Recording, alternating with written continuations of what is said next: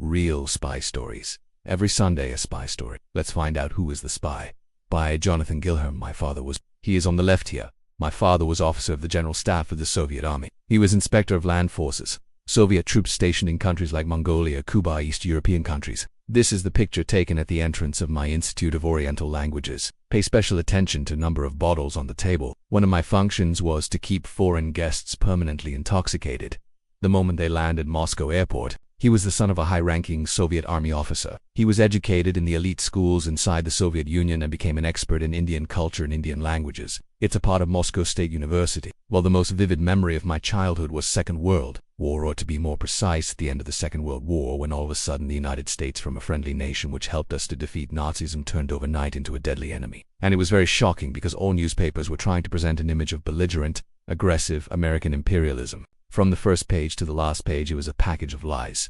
Our conversation is with Mr. Yuri Alexandrovich, that American CIA is dropping Colorado beetles on our beautiful potato fields to eliminate our crops. Of course, we couldn't find any. Neither we could find many potatoes. He is disposable, whereby, in the United States, even the worst criminal is treated as a human being. And that was explained again by the encroachments of the decadent imperialist power. They publish their memoirs in their prisons and get handsomely paid by your crazy publishers. The differences, of course, in the daily life are very various depending on who we are talking about. My main motivations to defect had nothing to do with it was mainly moral indignation, moral protests, rebellion against the inhuman methods of the Soviet system. And each schoolboy had a picture of Colorado bug on the back page of his notebook. We've read a lot about the concentration camps and the slave labor camps under the Stalin regime. There is no qualitative change in the Soviet concentration camp system. There are changes in numbers of prisoners. So I would say that those intellectuals who try to convince American public that concentration camp system is a thing of the past are either conscientiously misleading public opinion, or they are not very intellectual people. They are selectively blind. Now, the general impression in America is that those things are part of the past. We don't know how many political prisoners are there in the Soviet concentration camps, but we sure know from various sources that at each particular time there is a great possibility that system will sooner or later be destroyed from within, and political recognition from all these traitors of democracy as of freedom. There is no hope, there is not much hope for changes in my country, and the system will not collapse by itself simply because it's being nourished by so-called American imperialism. I'd like to hear the details of how you did it. It must have been a very dangerous thing. This is the greatest paradox in the history of mankind. When the capitalist world supports and actively nourishes its own destruction. I studied counterculture in India. I studied carefully where they congregate, what routes they travel, what language they speak, what do they smoke, and one day I simply joined a group of hippies to avoid detection of Indian police. There were thousands of young American boys and girls with no shoes, long hair, smoking hash and marijuana, studying sometimes Indian philosophy, sometimes simply pretending that they've studied. There is a self-destructive mechanism built into any socialist or communist or fascist system, because there is lack of feedback, because the system does not rely upon loyalty of population. Working for free, catching fleas on your body, sleeping on the planks of plywood in Alaska this time, I guess. I bought a wig because for several weeks I had to turn myself from a conservative Soviet diplomat into a very progressive American hippie, and also some Western embassies played a very dirty role in betraying the Soviet so I wanted to settle down as far away as possible. I requested CIA to give me some kind of new identity and just let me go on my own. According to our information, there were some, I wouldn't call them double agents, but simply immoral people working for the United States Embassy. And of course, monitoring service in USSR picked up every new voice, every new announcer, that I am Yuri Alexandrovich Bezmenov, and that I am working for Canadian broadcasting and undermining beautiful détente between Canada and USSR. And Soviet Ambassador Alexander Yakovlev made it his personal effort to discredit me. He complained to Pierre Trudeau, who was known to be a little bit soft on socialism.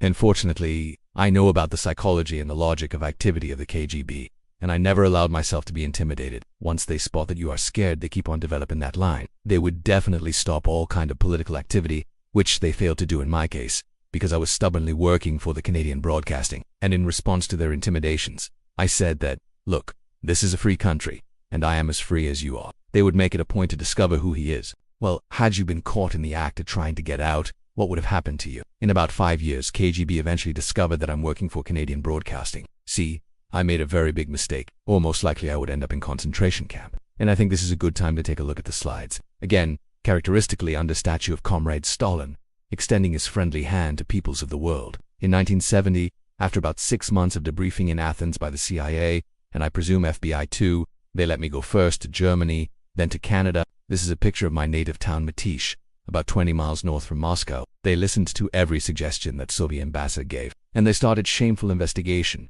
analyzing content of my broadcasts to USSR, which are, some of them are snapshots from my family album, some of them are documents which I smuggled from the Soviet embassy. That was my decision. I had to change my identity to protect my family and my friends in USSR, and of course, subtle intimidations, or, depending on the situation and on the whim of some bureaucrat in KGB, maybe even executed, and that was the only way that I could avoid detection. That's where Americans will belong, unless they will wake up, of course, and force their government to stop aiding Soviet fascism. First of all, because defecting in India is virtually impossible, thanks to very strong pressure from the Soviet government. Excuse me, you were in India on assignment at that time. But until this Soviet junta is being supported by the Western so-called imperial, that is, multinational companies, establishments, governments, and let's face it, intellectual, so-called academia in the United States is famous for supporting the Soviet system. There are close to 25 to 30 million of Soviet citizens who are virtually kept as slaves in forced labor camp system. It's a suicide, as I said, because a great friend Indira Gandhi pushed a law through parliament which says, and I quote, "No defector from any country has a right of political asylum in any embassy on the territory of the Indian Republic," which is a masterpiece of hypocrisy. No other defector but the Soviet one needs a political asylum. Well, we've spoken about the intellectuals in this country and also the intellectuals in the Soviet Union. What about down at the broad mass level? Do the people in general, the working people, the workers in general in the Soviet Union, do they support the system? Even those who have all the reasons to enjoy socialism. People like myself, who are a member of journalistic elite, they also hate the system for different reasons though. Not because they lack material affluence, but because they are unfree to think. They are in constant fear, duplicity, split personality, and this is the greatest tragedy for my nation. Do they tolerate it? What is their attitude? Well, average Soviet citizen, if there is such an animal of course, does not like the system because it hurts, it kills. The size of population of a country like Canada is serving terms as prisoners. Most of the doors were open for me. Most of my expenses were paid by the government, and I never had any troubles with the authorities or with the police, and some secretly hope that it will come true.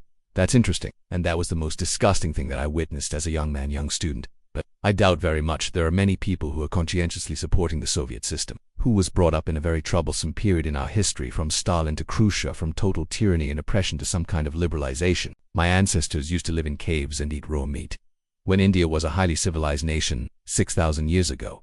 So obviously the choice was not to the advantage of my own nation. Second, when I started working for the Soviet embassy in India, to my horror, I discovered that we are millions times more oppressive than any colonial or imperialist power in the history of mankind. In this country, at the university level primarily, we read and hear that the Soviet system is different from ours. Since I fell in love with India, I developed something which by KGB standards is extremely dangerous thing. It's called split loyalty, but not that different, and that there is a convergence developing between all of the systems of the world. As every Soviet student, I was quote-unquote volunteering for harvesting grain in Kazakhstan. From your personal experience, what is the difference between life under communism and life in the United States? Well, life is obviously very much different for a simple reason that the Soviet Union is a state capitalist economically. It's a state capitalism where an individual has absolutely no rights, no value. By the end of my training in school, I was recruited by the KGB.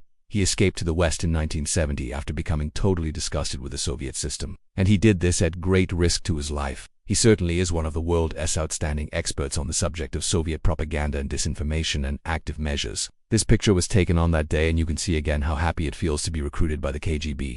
In 1967, the KGB attached me to this magazine, Look magazine. A group of 12 people arrived to USSR from United States to cover the 50th anniversary of October Socialist Revolution in my country. It turns out that this is also a front for the KGB. One of his interesting assignments was to brainwash foreign diplomats.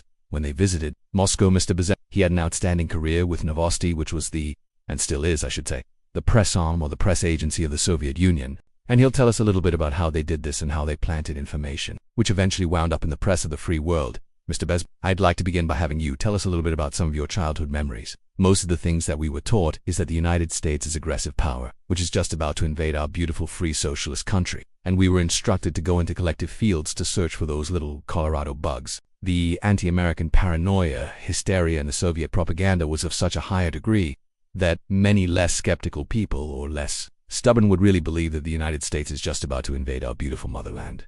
Yes, getting back to life inside the Soviet Union or inside communist countries in general. And that really doesn't make an awful lot of difference what system you live under, because you have corruption and dishonesty and tyranny and all that sort of thing. His life is nothing. It's just like an insect. He has a fair trial and some of them capitalize on their crimes. In my own private life, I never suffered from communism simply because I was brought up in a family of high-ranking military officers. So, in other words, I would say I enjoyed or I had good reasons to enjoy all the advantages of so-called socialist system. Well, specifically, what did you object to? I objected, first of all, against oppression of my own dissidents and intellectuals. That my country brings to India not freedom, progress and friendship between the nations, but racism, exploitation and slavery. And of course, economical inefficiency to this country. When an agent likes a country of assignment more than his own country, I literally fell in love with this beautiful country, a country of great contrasts, but also great humility, great tolerance and philosophical and intellectual freedoms. I decided to defect and to entirely dissociate myself from the brutal regime. Are they still going on today? Or what is the status? Yeah. Again, this is unreliable Soviet statistics, incredible. They lack intellectual honesty when they say that. He may not understand the reasons. He may not have enough information or educational background to understand. There are no such people in the USSR.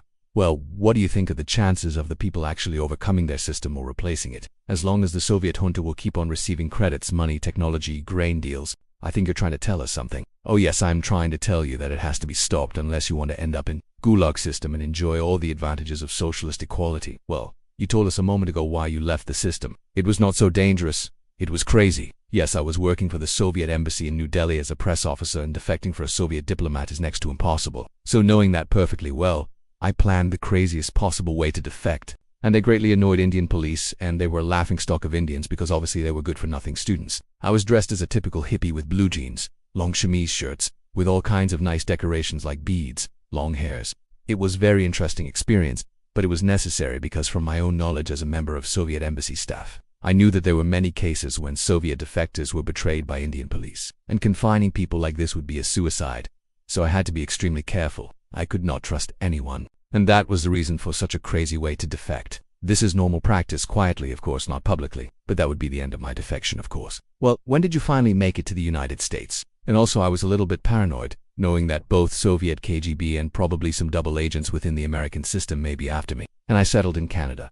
I was a student. I changed many professions from farm help and laundry truck driver to language instructor and broadcaster for Canadian broadcasting corporations in Montreal. Well, have you had any threats on your life or any unpleasant experiences? Yes, I started working for overseas service of CBC, which is similar to Voice of America in Russian language. And in 5 years, sure enough, slowly but surely, they discovered that I am not Thomas Schumann, and the management of CBC behaved in a very strange, cowardly way, unbecoming to representatives of an independent country like Canada. And sure enough, they discovered that some of my statements would be offending to the Soviet politics. They would say something like, please cross the street carefully because, traffic is very heavy in Quebec. This is the worst thing. This is what they expect. A person, a defector, to be intimidated. And then eventually, you either have to give up entirely and work for them, or they neutralize you. And I also can drive very fast. And gun control is not yet established in Canada. So I had a couple of good shotguns in my basement. So welcome to visit me someday with your Kalashnikov's machine guns. So obviously it didn't work. Intimidation didn't work. So they tried different approach. As I described, they approached on the highest level, on the level of Canadian bureaucracy. And on that level, they were successful. On individual level, they failed flat. Mr. Bismarck has brought a series of slides with him that he has taken from the Soviet Union. Now the viewers will be able to see these slides as we talk about them. And some are reproductions from local mass media. I usually show them to establish my credibility as a defector. Characteristically, there's a statue of Comrade Lenin in the central square. This is myself at the age of 7.